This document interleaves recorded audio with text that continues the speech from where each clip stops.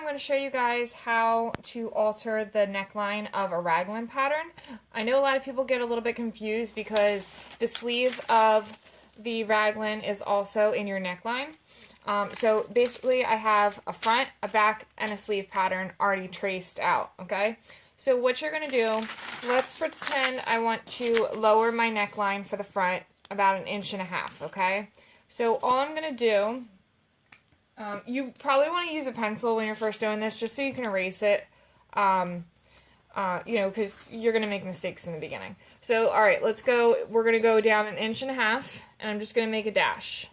And then on the top one, I am going, this is where your, this is the center seam, okay, and then this is where your sleeve will meet your raglan. I'm going to go down 1 inch on where the sleeve's going to meet, okay, so I have a dash here for my front neckline and a dash here. And all I'm going to do is I'm going to do a nice slight curve, similar to the curve that you have in the neckline already. You're just going to imitate that, but a little lower.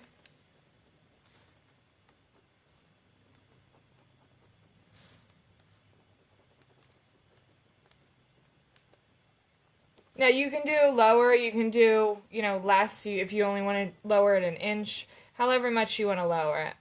But for this one I'm doing 1.5 inches in the front. Okay, so now we have that. Just go over it with Sharpie so you can really see it.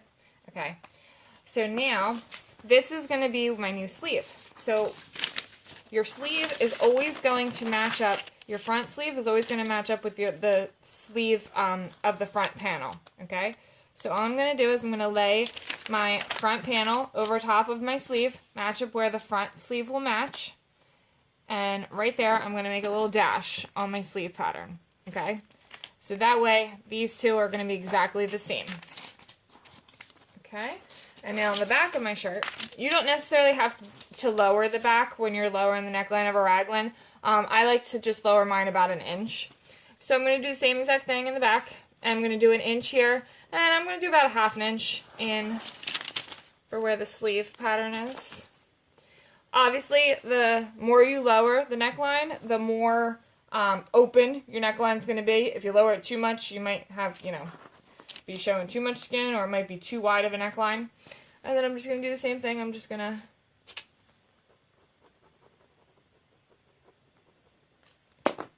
slight curve, go over it with Sharpie. Okay. And now, so as you can see, the back sleeve and the back sleeve here are line up perfectly, okay? So what you're going to do is where you just made that line, you're going to make a dash, okay? So now you have a dash here and a dash for the front. And then you're going to do the same thing that you did on the other one. You're just going to curve the line down.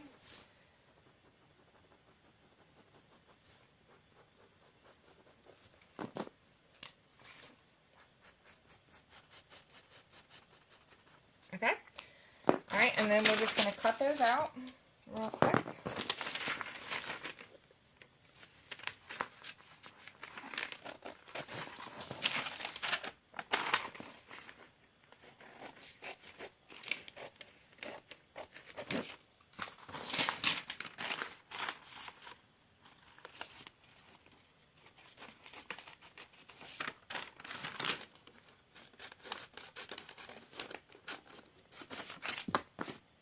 Okay, so now here is our front piece, okay? This is our new neckline, and then this is our new, where our sleeve matches up to the front panel. So you see that they line up perfectly, okay? And then here is our back panel, and you can see how our back sleeve lines up perfectly right there, okay? So you always want the back, the sleeve back, to match up with the front back, okay? So both your backs are going to match up, both the fronts are going to match up, and that's it. It's all about trial and error, how much you want to lower your neckline, also if you want to lower in the back. So you just have to play around and try it, but this is how you do it. And I hope it helps you guys out, and if you have any questions, please let me know. Thanks.